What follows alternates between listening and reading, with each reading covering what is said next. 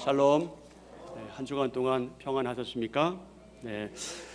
오늘은 마지막으로 한비 지체들을 위한 제사장의 축복, 이런 주제로 말씀을 전하려고 합니다. 하나님께서 모세를 통해 대제사장 아론과 또 그의 아들들에게 나실인 서약을 한 이들, 그리고 이스라엘 신앙 공동체를 축복하라고 말씀하셨습니다. 그래서 제사장은 하나님의 이름으로 이스라엘 자손에게 이렇게 축복해야 했습니다. 첫째, 다 같이요. 여호와는 내게 복을 주시고 너를 지키시기를 원한다. 둘째, 은혜 베푸시기를 원한다. 셋째, 여호와는 그 얼굴을 내게로 향하여 두사 평강 주시기를 원한다. 아멘. 이 세 가지 축도문은 여호와 하나님께서 이스라엘 백성을 지켜주시고 은혜와 평강의 복을 주실 것에 대한 제사장의 축복입니다. 이 축복에는 다음 5가지의 소망이 전제되어 있습니다. 첫째,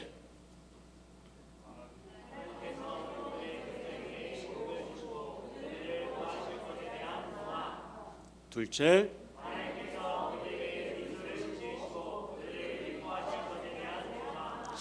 하나님께서 미소를 지으신다면 어떤 모습이실까요? 하나님께서 미소를 지으시고 그들을 기뻐하실 것에 대한 소망이 두 번째고요. 세 번째, 은혜를 베푸실 것에 대한 소망. 네 번째,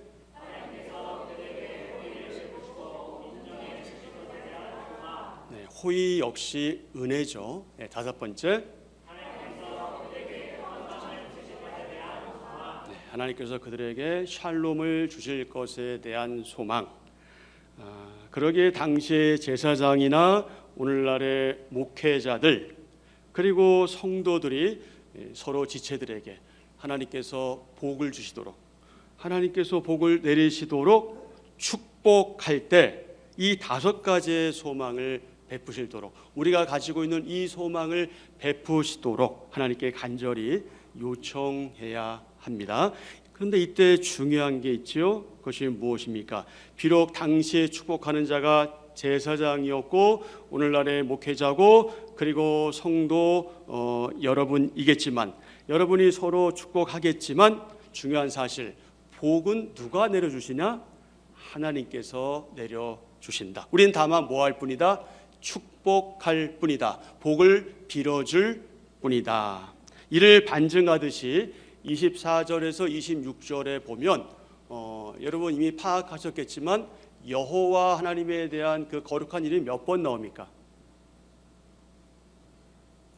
너무 쉬운 걸 물어서 대답을 안 하시는 건가요? 몇 번 나오죠? 3번 나오죠. 각 절마다 처음에 나옵니다. 여호와께서. 그렇죠? 여호와께서. 3번이나 나온다는 것은 강조되고 있는 거죠. 거룩하신 여호와 하나님의 성호, 거룩한 이름이 3번이나 반복되고 있습니다. 이렇게 하나님의 거룩한 이름이 3회 반복된 사실은 이 제사장의 3가지 축복과 그리고 3위로 존재하시되 일체로 존재하시는 삼일체 하나님과 관련된다, 그렇게 볼 수 있습니다. 이렇게 볼 때 이 제사장의 축복 그리고 삼일체 하나님의 사역이 서로 무관하지 않다, 무관하지 않고 이 축복이 성부, 성자, 성령 삼일체 하나님의 사역과 연관이 있음을 확인할 수 있습니다. 그럼 어떤 연관성이 있을까요? 우리가 3가지 면에서 확인할 수가 있습니다. 첫째, 24절의 축복은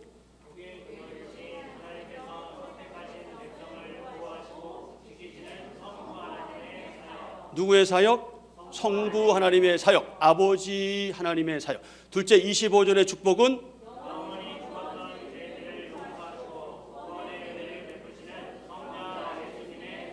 누구의 사역? 성자 예수님의 사역. 셋째, 26절의 축복은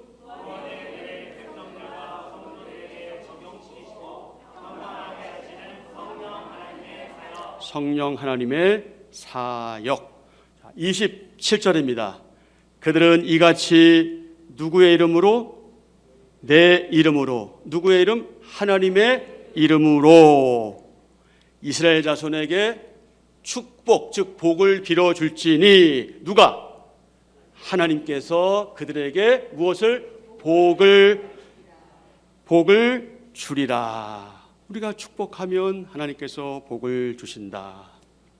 중요한 건 누구의 이름이라고요?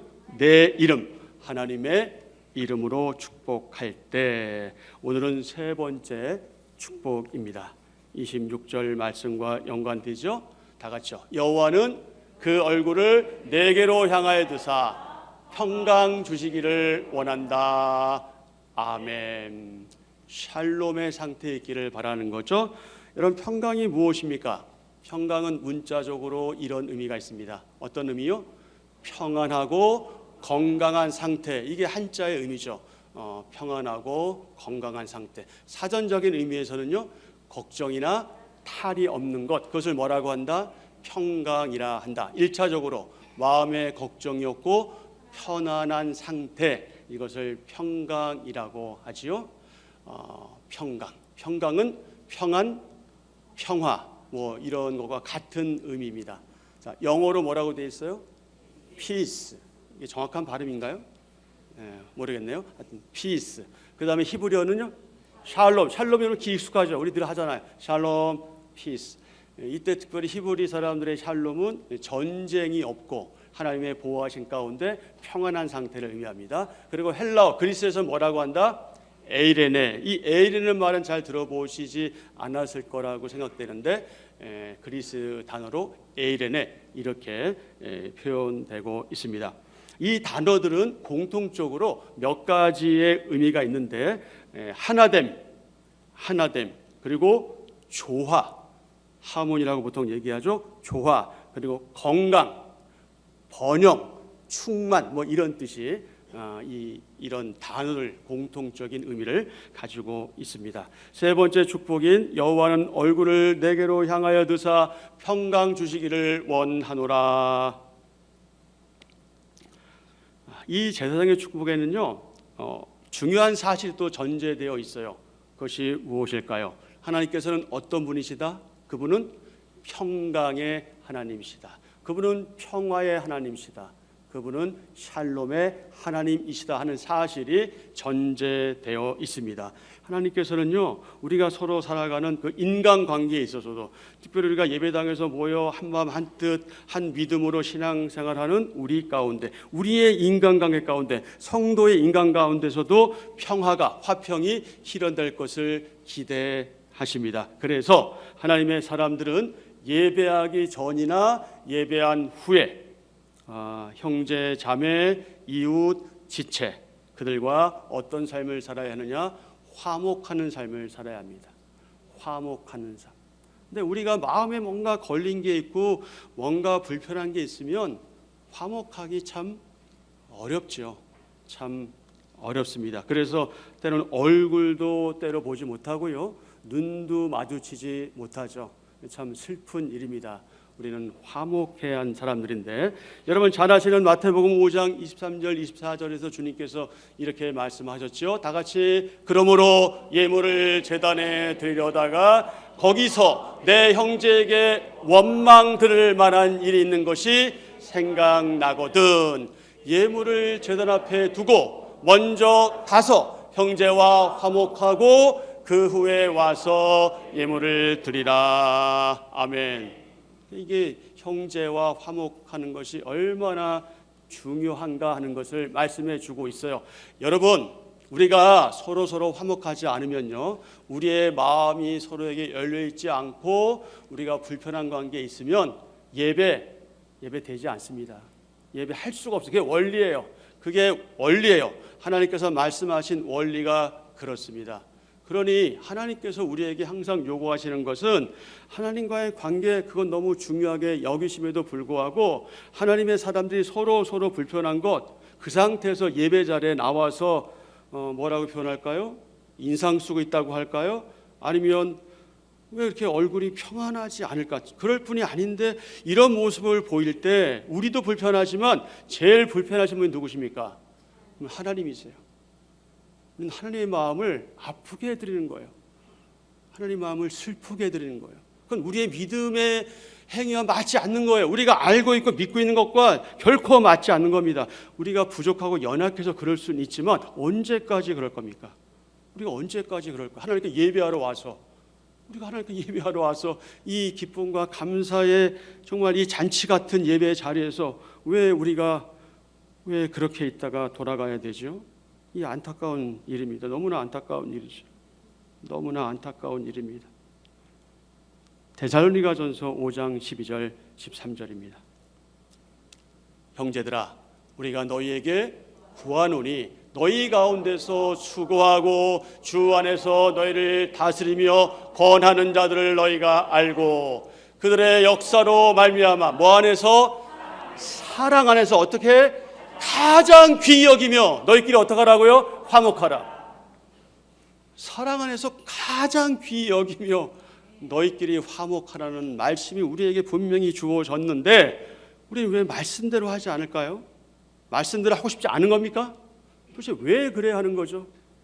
왜 그렇게 우리가 신앙생활하고 교회 생활을 해야 되는 겁니까? 너무나 불편한 진실 아니에요? 언제까지 그렇게 하시겠어요? 하나님 말씀을 아는 우리가 하나님 말씀을 모르는 사람들이 하는 건 관계없어요. 그건 아무 관계 없습니다. 그들은 그렇게 살다가 가니까. 그러나 우리는 다른 사람 아니에요? 우린 새 사람 된 사람들이잖아요. 우린 천국을 바라보며 사는 사람들이잖아요. 이미 우리는 영생을 가지고 있는 사람들이잖아요. 영생을 가지고 있는 사람들이 언제까지 그렇게 연약한 모습 속에 살아야 될까요? 너무 안타까운 일이죠. 하나님의 사람인 저와 여러분은 화평의 일과 서로 덕을 세우는 일, 서로에게 유익을 주는 일, 서로에게 선한 영향력을 미치는 일, 이런 일에 힘써야 하는데 서로 마음을 같이 하며 뭐 하기를 축복해야 하냐면 평강하기를 축복해야 합니다. 지체들이 서로 평안하고 평강하기를 위해서 샬롬의 상태에 있기를 위해서 축복해야 합니다. 그래야 하는 이유가 있어요. 그 이유가 무엇일까요? 하나님께서는 어떤 분이시냐? 사랑과 평강의 하나님이시기 때문이다. 저와 여러분이 믿고 있는 하나님은 바로 사랑과 평강의 하나님이시기 때문에 우리가 그렇게 해야 한다. 그렇게 사랑과 평강의 하나님이신 하나님이 우리와 함께 하시기 때문에 우리는 그렇게 살아야 하는 그분의 사람들입니다. 로마서 14장 9절과 고린도후서 13장 11절입니다. 로마서 14장 19절. 그러므로 우리가 화평의 일과 서로 덕을 세우는 일을 힘쓰나니. 아멘. 우리가 힘쓸 일이 뭐예요? 화평의 일과 서로 덕을 세우는 일이다. 어찌하든지 서로 덕을 세우는 일이다. 괜히 나 때문에 지체들이 불편하게 해서는 안 된다. 내가 조금 마음이 불편하고 서운해도 성숙한 사람들은요, 뭐 어떻게 보면 이중적일지도 모르겠지만 그렇게 하지 않아요. 그래도 미소 짓고 그래도 서로를 위해서 다가서고 인사하고 샬롬 축복을 빌죠. 그게 우리 그리스도인들이 기본적으로 해야 될 일입니다. 기본적으로 해야 될 일입니다. 고린도후서 3장 11절입니다. 마지막으로 말하노니 형제들아 뭐하라? 기뻐하라. 온전하게 되며 위로를 받으며 마음을 같이하며 평안할지어다. 아멘. 또 사랑과 평강의 하나님이 너희와 함께 계시리라. 아멘. 그러니 어떻게 해라? 거룩하게 입맞춤으로 서로 무난하라. 아멘. 입맞춤은요, 말하자면 악수나 포옹 같은 거예요. 근데 중동 지방의 사람들은 이제 얼굴 이렇게 맞대고 인사하기도 하는데 이제 그런 것 포함해서 악수, 포옹 그런 행위, 상호간의 존중. 나는 너를 존중한다. 나는 너를 신뢰한다. 나는 너를 믿는다. 그리고 우리가 서로 친한 관계다, 우리가 서로 교제권에 있다, 그런 친교의 표시가 바로 입맞춤이죠. 이에 성도들은 빌립보서 4장 17절 말씀과 같이 모든 지각에 뛰어나신 하나님의 그 평강이 그리스도 예수님 안에서 마음과 생각을 지키실 것을 믿습니다. 그리고 그러기에 빌립보서 4장 6절 말씀과 같이 아무것도 뭐하지 말고, 염려하지 말고, 아무것도 염려하지 말고 오직 모든 일에 기도와 간구로 구할 것을 감사함으로 하나님께 아뢰라. 아멘. 우리는 그렇게 할 수 있는 거예요. 하루 그런 말씀이 우리 가운데 있기 때문에 우리의 현실은 너무 어려워요. 우리 너무 힘들어요. 우리 너무 고단해요. 사는 게 짜증날 때도 있어요. 언제까지 이렇게 살아야 될까? 그런 거 생각하면 참 복잡해져요. 나라까지 어수선하지, 일은 안 되지, 몸은 아파오지, 사람들은 나를 알아주지 않지, 서운하지, 이 모든 게 다 닥쳐올 때 우리가 그것을 이겨낼 수 있고 극복할 수 있는 비결이 있단 말이죠. 그게 뭐라는 거예요? 바로 하나님의 그 말씀이란 말이에요. 말씀이 우리 가운데 있는데, 그 말씀이 우리 가운데 계속해서 우리를 도전하고 우리를 영적으로 자극하는데 우리가 어찌 그 연약한 자리에, 어린아이 같은 자리에 계속 머물러 있겠냐 말이죠. 그러니 아무것도 염려하지 말라. 모든 일에 기도와 간구로 구할 것을 감사함으로 하나님께 아뢰라는 이 말씀을 우리가 붙잡고 또 일어설 수 있다는 거죠. 마치 오뚜기처럼. 왜 우리가 안 쓰러지겠어요? 우리가 왜 힘 안 들겠어요? 우리 언제나 쓰러져요. 우린 연약한 사람들이에요. 여러분, 저 같은 목사라고 안 쓰러질 것 같습니까? 저도 쓰러져요. 여러분은 상처받았다고 한 분이 말하지만 저는 100분의 상처가 다 들어와요. 어떻게 해야 되는 거예요, 그러면? 너무 힘들어요, 여러분. 너무 힘듭니다. 네? 정말 힘들어요. 여러분을 위해서 축복하기도 시간이 모자란데 여러분의 그런 세세한 그렇게 하지 않아도 될 일들에 매여 있는 그 미성숙함 때문에 힘들어요, 여러분. 언제까지 그래야 할까요? 우리가 언제까지 어린아이 같은 상태에 머물러 있어야 할까요? 이제 좀 성장하고 성숙해야 되지 않습니까? 해도 바뀌었잖아요. 새로운 해가 바뀌었는데 작년과 하나도 변함이 없는 분들이 있어요. 어떡하라는 거예요? 어떻게 해야 되죠? 적어도 우리가 기본적으로 한 해가 바뀌었으면 하나님, 적어도 우리가 초만큼은 좀 최선을 다해서 하나님과의 관계를 다지고 지체들과의 관계를 다지기를 원합니다. 주님, 저희가 부족하지만 그렇게 하게 하옵소서. 그렇게 나아가야 되지 않은 건가요? 그게 맞지 않나요, 여러분? 그게 옳지 않습니까? 저는 그게 맞다고 봅니다. 저는 그래야 된다고 봅니다.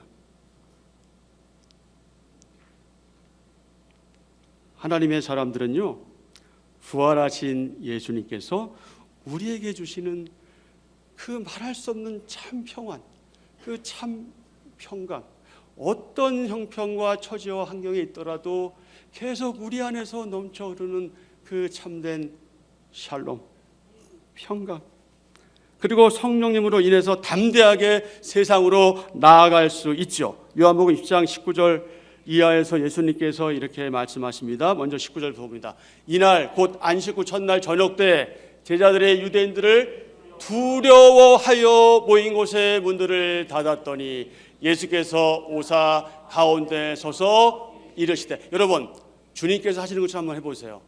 어떻게 하시겠어요?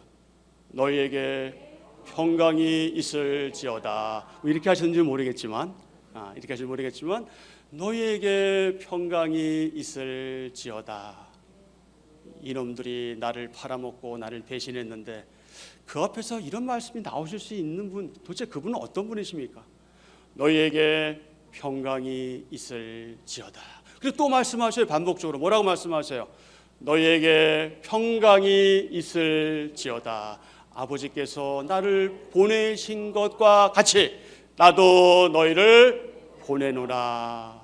이 말씀을 하시고 그들을 향하여 숨을 내쉬며 이르시되 성령을 받으라. 너희가 누구의 죄든지 사하면 사하여질 것이요 누구의 죄든지 그대로 두면 그대로 있으리라 하시니라. 아멘. 여러분, 그분은 평강의 왕으로 오셨습니다. 그런 평화의 왕으로 이 땅에 오셨습니다. 이곳에, 바로 이 땅에 죄와 사망을 가져온 이 사탄의 권세를 깨뜨리시고 참된 평화와 안식을 주신 메시아 그리스도 예수님, 그분의 사역, 그분이 하신 놀라운 큰 일은 이 평화의 왕이라는 이 별명과 너무나 잘 맞아 떨어지죠. 이사야서 9장 6절입니다. 여러분 많이 익숙한 말씀일 겁니다. 이는 시작.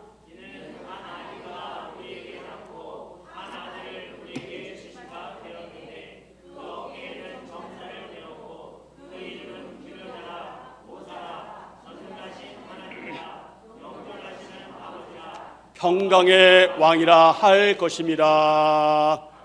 아멘. 한 아기가 우리에게 낳고 한 아들 우리에게 주신 바 되었다. 근데 결국 그분이 누구냐? 전능하신 하나님이시다. 평강의 하나님이시다. 저와 여러분이 믿고 있는 그분이 바로 그분이세요. 이렇게 평강의 왕으로 오신 메시아 그리스도 예수님께서 그 십자가에서 피 흘려 죽으시고 3일 만에 부활하신 후 제자들을 친히 찾아가셔서 말씀하신 내용이 바로 그 내용이잖아요. 우리가 읽은 말씀. 자, 누가복음에도 이 말씀이 있어요. 24장 36절. 뭐라고 말씀하셨어요? 너희에게 평강이 있을지어다. 너희에게 평강이 있을지어다. 제자들이 잘해서 그런 게 아니잖아요. 이 사람들은 지금 잡혀갈까 봐 두려워서 숨어 있는 사람들이에요. 예수님 배반한 사람들이에요. 아무짝에도 쓸모없는 사람들이 어떻게 보면. 그런데 그들을 찾아가서 뭐라고 말씀하셔요? 너희에게 평강이 있을지어다. 와, 너무나 멋진 분 아니세요? 너무나 멋진 분이시잖아요. 아까 우리가 읽었던 요한복음 10장 19절 21절에도 공통적으로 너희에게 평강이 있을지어다 말씀하셨잖아요.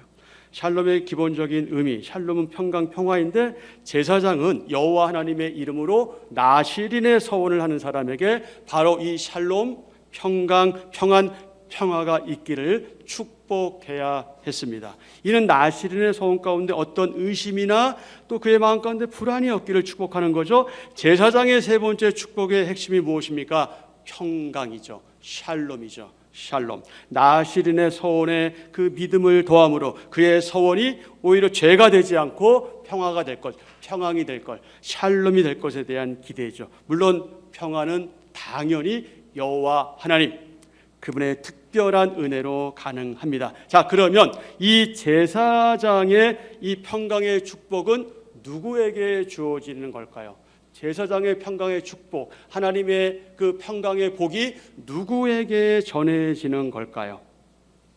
누구입니까? 여호와께서 그 얼굴을 향하여 드는 자에게, 하나님이 그 얼굴을 향하여 드는 자에게 바로 이 복이 있을 것이다. 사랑하는 지체 여러분, 날마다 여러분의 구체적인 삶의 현장인 가정과 학교와 그리고 학원, 친구들과의 관계, 일터, 사업장에서, 그리고 바로 여기 이 예배당에서 예수님의 평강이 여러분의 마음을 주장하게 하십시오. 이는 주님의 평안이 여러분의 마음, 우리의 마음을 지배하는 것과 관련됩니다. 그러기에 성령님으로 충만한 가운데 어떤 환경, 어떤 형편, 어떤 처지에 있든지 여러분의 마음 가운데 주님께서 주시는 참된 평안, 참된 샬롬을 누리십시오. 골로새서 3장 5절입니다. 자, 어떻게 하라?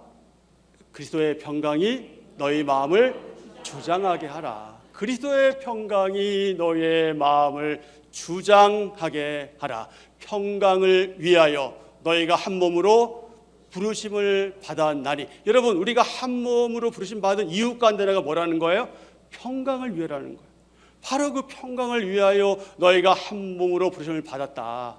그러면서 또 어떻게 해라? 너희는 감사하는 자가 되라. 우리가 감사하자는 얘기를 많이 하고 권유하고 그러지만요, 사실 여러분 우리 가운데 평강이 없으면요 감사 못합니다. 감사할 수 없어요. 그게 원리예요. 입으론 감사할 수 있겠죠. 입으론 고맙습니다, 감사합니다 할 수 있겠지만 영혼이 없는 그냥 인사일 뿐이죠. 그러나 우리 마음 가운데 평안이 있으면 우린 자연스럽게 감사로 표현되게 됩니다. 그래서 우리 안에 평안이 자리하고 있는 것, 그것 얼마나 중요한지 모릅니다. 사랑하는 지체 여러분, 우리는 새해 첫 주부터 지난주 그리고 오늘에 이르기까지 3주에 걸쳐서 제사장의 축복에 대해서 확인했습니다. 이와 관련해서 여러분의 담임 목사인 제가 축복하는 내용도 이 세 가지입니다. 자, 첫째, 여호와께서 여러분에게 복을 주시고 여러분을 지키시기를 원합니다. 여러분을 보호하시기를 원합니다. 둘째, 여호와께서 그분의 얼굴을 여러분에게 비추사 은혜 베푸시기를 원합니다. 셋째, 여호와께서 그 얼굴을 여러분에게로 향하여 드사 평강 주시기를 원합니다. 아멘. 2025년을 맞이하면서 여러분의 담임 목사인 저의 너무나 간절한 소원 가운데 하나가 있습니다. 그것이 무엇이냐면 이 제사장의 세 가지 축복이 여러분에게 하나님께서 내리시는 복이 되기를 원하는 바로 그겁니다. 그래서 제가 여러분을 축복합니다. 여러분도 서로 왕같은 제사장의 마음으로, 그런 변화된 신분으로 서로 이렇게 복을 빌어 주십시오.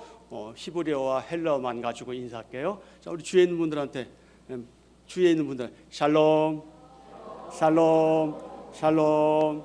자, 에이레네.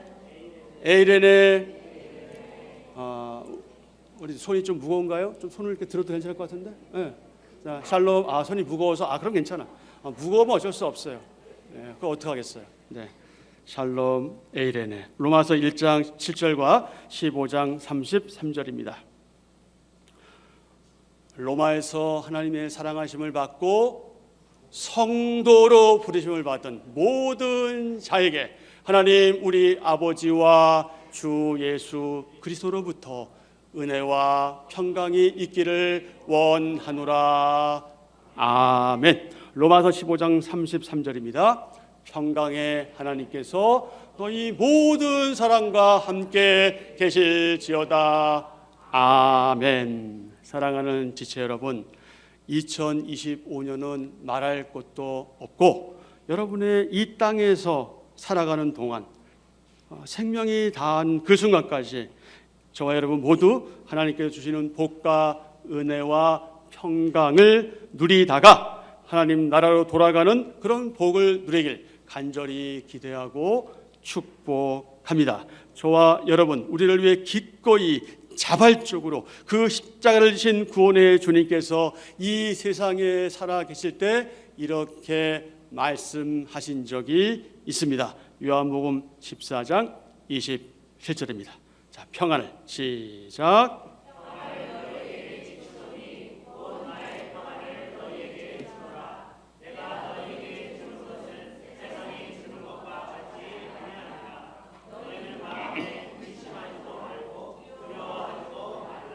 평안을 너희에게 끼치노니 곧 나의 평안을 너희에게 주노라.